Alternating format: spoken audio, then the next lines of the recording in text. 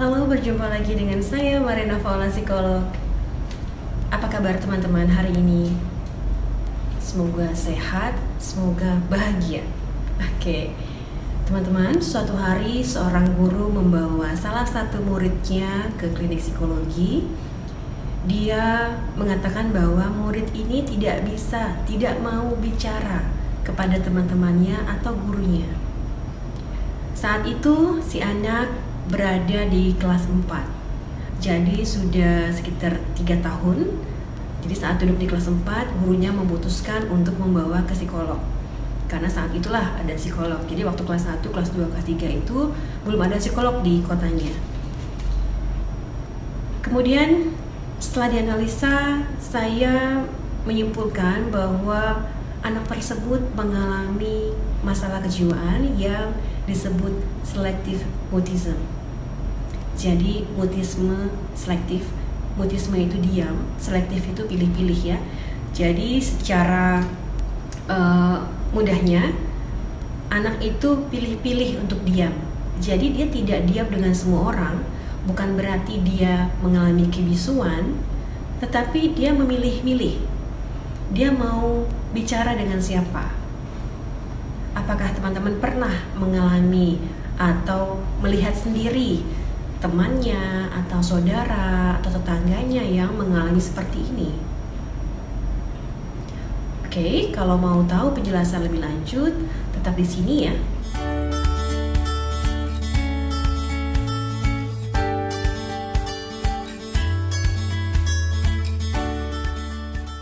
Pilih-pilih diam ini menjadi masalah tentunya, baik di dunia pendidikan atau dalam kehidupan sehari-hari. Yang menjadi masalah besar adalah di setting pendidikan, karena anak seseorang harus bicara. Ada pelajaran tertentu yang dia wajib untuk bicara, misalnya anak harus membaca, seperti itu. Tentunya ketika seseorang tidak bicara, tidak mau mengeluarkan suaranya, tidak mau membaca, ini kan menjadi pengaruh terhadap nilai.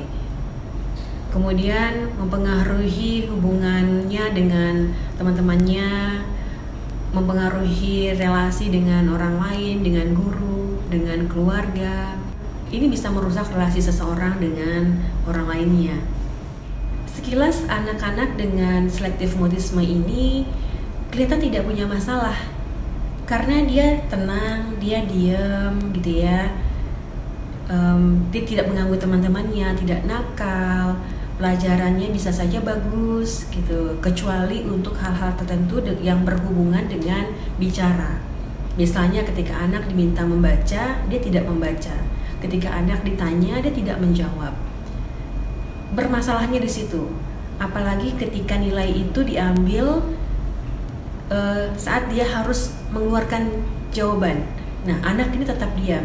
Disinilah jadi masalah. Tapi ketika dia bisa menulis, dia akan menuliskan dengan benar, tapi tidak menjawabnya. Nah, dalam dunia pendidikan ini jadi suatu masalah.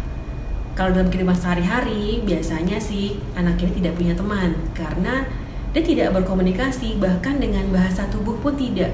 Dia tidak mengekspresikan dirinya, tidak mengungkapkan apa yang ia pikirkan, tidak mengungkapkan apa yang ia rasakan. Jadi dia hanya diam saja. Menangis pun, kalau menangis mereka cenderung tidak mengeluarkan suara, hanya meneteskan air mata. Oke. Nah, selektif mutisme ini bisa beda-beda setiap anak. Ada yang total tidak mau mengeluarkan suara ya, seperti nangis tadi. Nangis hanya mengeluarkan air mata, tapi ada juga yang mengeluarkan suara. Jadi ada perbedaan-perbedaan. Nah, untuk mengatasi masalah mutisme selektif ini, kita memang perlu mencari akar masalahnya. Ketika anak dibawa ke psikolog, tentu psikolog akan menganalisa dulu apa masalahnya. Mengapa anak ini seperti ini? Sejak kapan dia seperti ini? Jadi penyebab atau akar masalah akan selesai ketika psikolog sudah mendapatkan akar masalahnya, maka akan si anak mendapat treatment atau terapi yang tepat. Umumnya selektif mutisme ini disebabkan oleh rasa cemas, kecemasan yang berlebihan, cemas untuk berbicara. Nah, kenapa? Nah, tanda tanya ya, kenapa? Apa yang terjadi sebelumnya pada anak ini? Mengapa dia tidak mau bicara dengan orang lain? Apa yang dilakukan oleh orang tuanya? Bagaimana pola asuhnya? Itu semua perlu kita ketahui, perlu kita gali. Dengan melakukan wawancara dengan guru, dengan orang-orang dekat, dengan sanak keluarga, adik kakak, dan orang tuanya, kita akan mendapatkan informasi mengenai apa yang terjadi pada anak. Kemudian terapi apa sih yang tepat untuk anak? Tentu saja terapi yang tepat nanti tergantung masalahnya ya. Bisa dengan, kalau bisa anak-anak itu diajak bermain. Psikolog juga butuh pendekatan dulu, karena anak ini cemas dengan orang lain, apalagi dengan orang asing.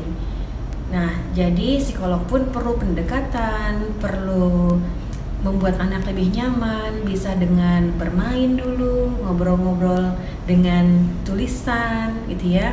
Ketika anak merasa nyaman saja, dia tidak gemeteran, dia tidak mengeluarkan ekspresi seperti akan menangis, tidak ada reaksi tubuh menunjukkan rasa takut. Jadi psikolog sudah bisa melakukan pendekatan, kemudian kita akan masuk membimbing anak ke arah terapi. Bila teman-teman melihat ada anak yang mengalami seperti ini, nah apa sih yang harus dilakukan? Yuk coba deh dekati orang tuanya, beritahu ke orang tuanya, ajak mereka ke psikolog supaya mereka bisa berkonsultasi, ngobrol-ngobrol langsung dengan psikolognya. Jadi anak mendapat terapi yang tepat. Cepat lambatnya suatu terapi tergantung pada kondisi anak, kemudian terapi yang digunakan, pendekatan yang digunakan, mentalnya anak, kemampuannya psikolog, ya juga kerjasama dengan orang tua, lingkungannya bagaimana. Semakin kooperatif orang tua dengan psikolog, guru-guru dengan psikolognya, ketika psikolog dan semua orang-orang di lingkungan anak bisa bekerja sama untuk menerapi anak, tentu ini akan semakin baik untuk anak, menguntungkan anak. Jadi semakin besar dukungan lingkungan terhadap si anak, ini akan semakin membantu anak untuk menjadi lebih baik. Kita bersama-sama membuat anak nyaman supaya anak pelan-pelan mulai mau bicara. Tentunya penyebab dia diam ini bermacam-macam. Mungkin dia pernah dibully, mungkin dia pernah diledek tentang suaranya, mungkin dia pernah diledek dengan giginya. Kita nggak pernah tahu apa yang terjadi di masa lalu anak. Anak tentu saja tidak tiba-tiba diam. Biasanya orang tua menceritakan bahwa dulu dia mau ngomong, tiba-tiba nggak mau ngomong, tiba-tiba nggak mau keluar rumah, gitu. Nah, ketika perilaku berubah, itu menunjukkan bahwa ada sesuatu yang terjadi pada seorang anak. Lalu bagaimana kalau ternyata guru kita sudah menyampaikan ke orang tua, orang tuanya tersinggung, menganggap anaknya kalau dibawa ke psikolog, anaknya gila. Ada beberapa pengalaman klien yang menceritakan bahwa ketika dia menyampaikan ke orang tua murid gitu ya, ke orang tua seorang anak, orang tuanya marah, orang tuanya tersinggung. Anaknya dianggap punya kelainan, punya sesuatu yang sebenarnya nggak layak, nggak pantas untuk dibawa ke psikolog. Anak saya baik-baik aja, kata mereka. Di sini saya ingin mengajak teman-teman semua untuk yuk kita membuka pikiran, membuka wawasan bahwa ke psikolog itu tidak harus mengalami gangguan jiwa. Kita sehat pun kita perlu ke psikolog. Kita dapat berkonsultasi tentang kepribadian kita, kesehatan mental kita, atau kalau ada perilaku yang berubah, perilaku yang lain tidak lazim, tidak seperti pada umumnya, dapat dikonsultasikan ke psikolog. Jadi tidak hanya masalah gangguan jiwa berat atau yang disebut gila gitu ya. Jadi tidak harus seperti itu. Bahkan ketika kita punya masalah dengan pasangan pun, kalau kita punya masalah, kita konflik dengan anak, kita juga boleh kok ke psikolog. Psikolog bukan memberi masukan-masukan untuk menyelesaikan masalah, tapi psikolog mencoba menganalisa masalah, kemudian melihat karakter kalian. Mereka akan membantu kalian menemukan jalan keluarnya.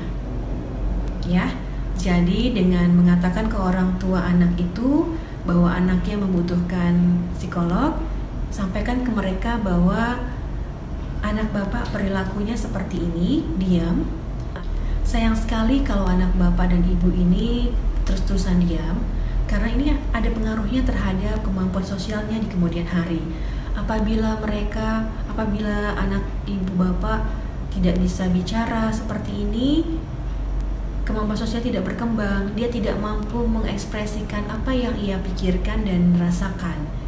Itu tidak baik untuk anak, untuk masa depannya. Ketika dia bekerja, dia butuh berinteraksi, dia butuh berbicara dengan rekan-rekannya dalam menyelesaikan pekerjaan. Nah, dalam pendidikan, kalau dia tidak mau bicara, tidak bisa membaca, bagaimana dia menyelesaikan tugas-tugasnya? Ketika dia harus presentasi, harus berpidato, harus membaca di depan teman-temannya, tentu ini tidak baik. Efeknya tidak bagus untuk anak. Nah, hal yang tidak baik ini perlu diperbaiki. Anak ini takut, anak ini merasa cemas. Nah, cemas inilah yang perlu ditangani dan diselesaikan oleh psikolog. Seperti itu kira-kira teman-teman. Jadi memang harus pandai-pandai kita nih untuk ngomong ke orang tua supaya mereka tidak tersinggung. Seakan-akan kita sudah melabel anaknya berkelainan, seperti itu. Demikian teman-teman, semoga informasi mengenai selektif mutisme ini bermanfaat buat teman-teman semua. Dengan mengetahui berbagai macam jenis gangguan yang dialami oleh anak, kita menjadi tahu bahwa mana anak yang perlu dikonsultasikan ke psikolog, mana yang tidak perlu. Oke, terima kasih sudah mengikuti penjelasan ini dari awal sampai akhir. Bila teman-teman menyukai video atau channel ini, silakan subscribe dan klik loncengnya, share dan like videonya. Terima kasih, sampai ketemu lagi.